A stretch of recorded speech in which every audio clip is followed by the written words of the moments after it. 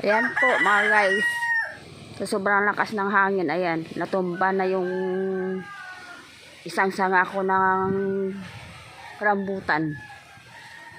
Isang sanga ng tanim kong rambutan, ayan, nabiyak. Lapos dito. Kaya, nagtukpa sa aming bubong. Sa bubong ng dapog namin. Mabuti, maliit lang ang sanga.